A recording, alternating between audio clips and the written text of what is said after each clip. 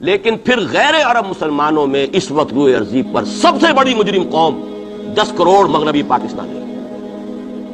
یہ میں ڈنکے کی چوٹ کہہ رہا ہوں اور بہت عرصے سے کہہ رہا ہوں، اس لیے کہ ہم وہ لوگ ہیں کہ جنہوں نے اسلام کے نام پر ملک بنایا. کوئی ملک دوسرا دنیا میں اس وقت اسلام کے نام پر نہیں بنا. ہم وہ لوگ ہیں پاکستان بنانے کے لیے لاکھوں جانیں مسلمانوں کی کلمہ گوؤں کی گئیں اور ہزاروں عصمتیں لوٹیں، اور نہ معلوم کتنی مسلمان لڑکیاں اور عورتیں جو ہے رہ گئی پھر بھی ہمیشہ سکھوں کے پاس، اور وہ آئی نہیں پاکستان میں اس اسلام کے نام پر. اور کیا کیا ہے ہم نے؟ 46 برس ہو گئے اس کہاں اسلام.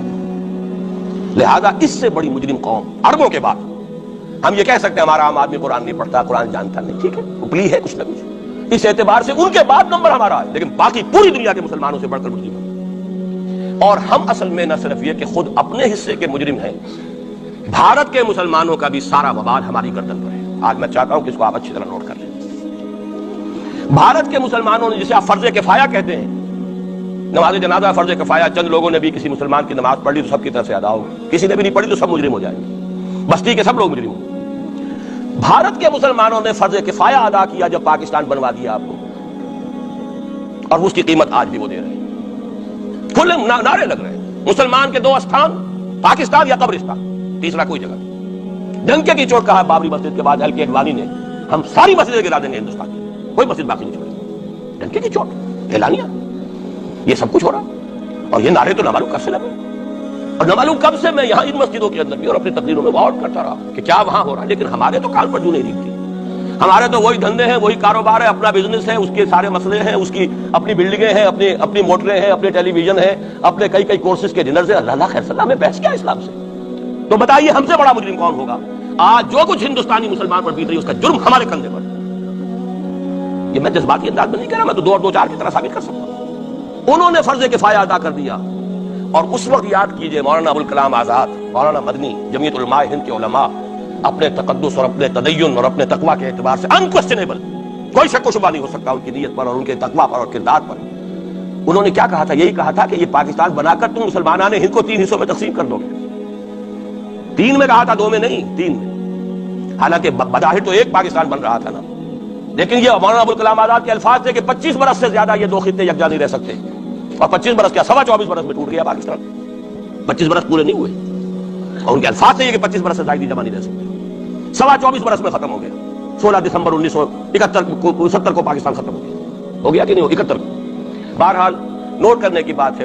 ہم نے کیا کہا تھا؟ میں بھی مسلم لیگی تھا، میں نے بھی نعرے لگائے، چاہے غیر شعوری دور تھا، ہائی اسکول اسٹوڈنٹ تھا. پاکستان کا مطلب کیا؟ لا الہ الا اللہ، فلک شگاف نعرے لگائے ہیں. اور نوائے وقت کا پرچہ انتظار کرتے تھے اسٹیشن پر کھڑے ہو کر، حساب ریلوے اسٹیشن کے اوپر، کہ اب گاڑی آئی اور اب نوائے وقت لیا اور پھیل گئے پورے شہر میں اس کو پہنچانے کے لیے. ہم کیا کہا کرتے تھے؟ ارے نہیں، 2 طرف سے پاکستان جو ہے مضبوط پاکستان ہوگا. ہندوستان میں کسی ہندو کو جرت ہوگی مسلمان کے لیے کوئی میلی نگاہ سے دیکھنا بھی؟ وہ سارے خواب کہاں گئے؟ وہ تو حرم ہوئے. وہ 2 طرف کا جفا تھا وہ تو ختم ہوا، اس لیے کہ وہ زنبور تو اب رہا ہی نہیں، تو کھل گئی، نوٹ ہی ختم ہوئی وہ مشرقی پاکستان. اور حال یہ ہے کہ آپ کی وزیر اعظم بنگلہ دیش نے یہ بھی پسند نہیں کیا کہ بابری مسجد پر جو بیان تھا وہ نواز شریف صاحب کے ساتھ مشترک بیان دے دیں. یہ اشتراک بھی دنیا کے سامنے نہ آ جائے کہ مشرقی پاکستان سابقہ اور اس وقت بنگلہ دیش کی وزیر اعظم اور مغربی پاکستان جو اب وٹ ریمینز آف پاکستان کے تحت صرف پاکستان ہے، اس کے وزرائے اعظم نے مشترکہ بیان دے دیا. یہ بھی نہیں آنا چاہیے. یہ حال ہے ہمارا. حالانکہ بات اپنی جگہ پر کوئی ایسی نہیں تھی، کوئی سیاسی نہیں، ایک مذہبی معاملے کے اوپر اظہار رائے کرنا تھا. انہوں نے آپ کے ساتھ مشترک بیان نہیں دوں گی، نہیں دیا. تو وہ جو تھا 2 طرف سے جب تھا وہ تو سن 71 میں کھل گیا. جو ہمارا حال ہے وہ تو ہونا ہی تھا. یہ ملک بنا اسلام کے نام پر، اس کا استحکام ہو سکتا تھا تو صرف اسلام کی بنیاد پر ہو سکتا تھا.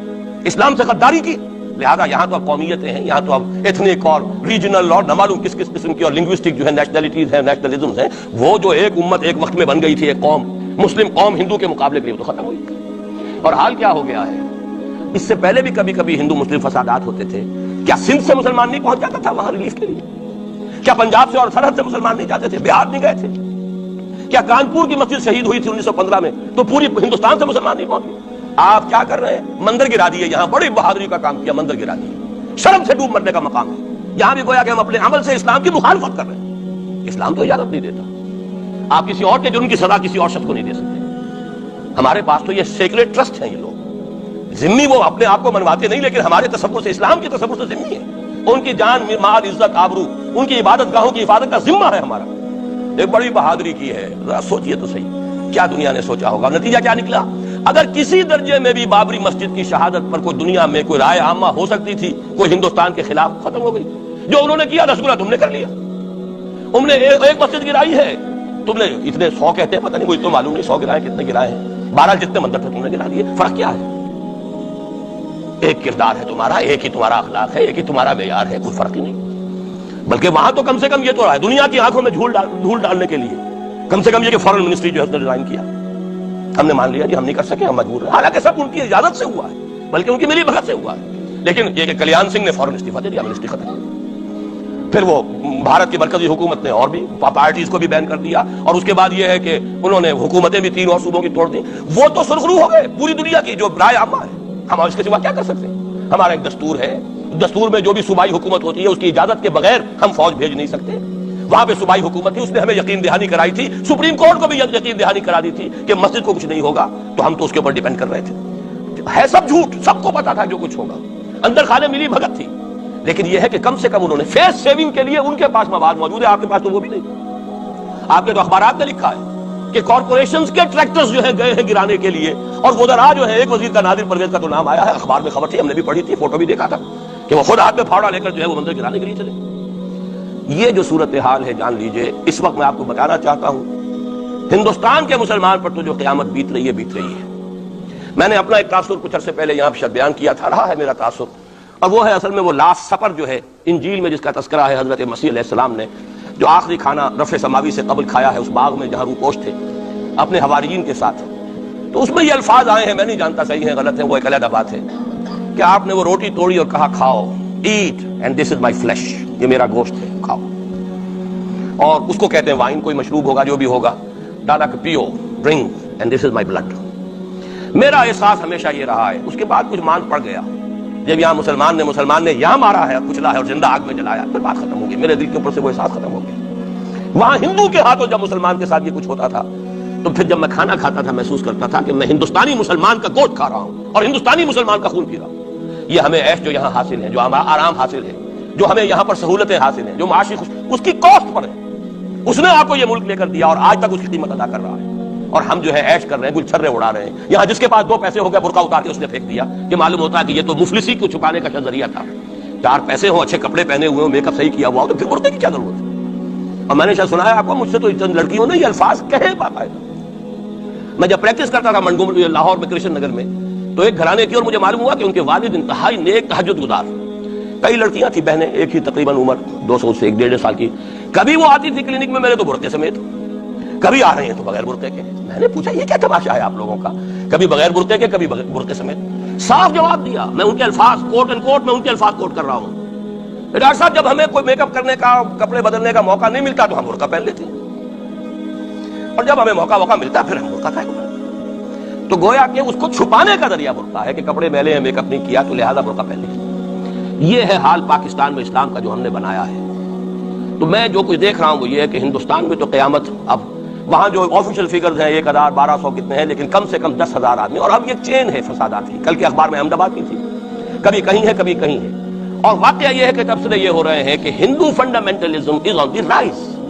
یہ جو کچھ ہوا ہے، جتنا بھی اس کے اندر ان کو گرایا گیا ہے، ان کی حکومتیں گرائی گئی ہیں، اس سے انہیں تقویت حاصل ہو رہی ہے. They are getting stronger and stronger. Congress کے لیے اب اپنی جو ہے جان بچانی مشکل ہے، اور اس وقت سب سے بڑا ان کے لیے جو ہو گیا وہ یہ ہے کہ وہ کمیونسٹوں کی سپورٹ کے بغیر چل نہیں سکتے. اور کمیونسٹ جو ہے وہ ان کی جو اس وقت وہ امریکہ کے زیر اثر جو اپنی اکنامک پالیسیز چینج کر رہے ہیں اس کا ساتھ دینے کو تیار نہیں. یہ ڈائلیما ہے. جبکہ ادھر جو ہے وہ بالکل جو ہندو ذہن ہے وہاں کا ریوائولسٹ ذہن وہ پوری طریقے سے پائی. تو اب اس وقت میں اس کے حوالے سے عرض کر رہا ہوں کہ ہندوستان اور پھر پاکستان کو علیحدہ نہ سمجھیے.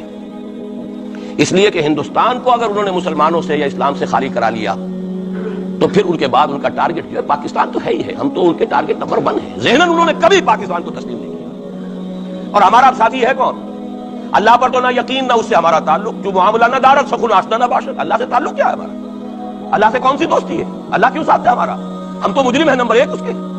اور باقی دنیا میں جن پر سہارا تھا، جن پہ تکیہ تھا، وہی پتے ہوا دینے لگے.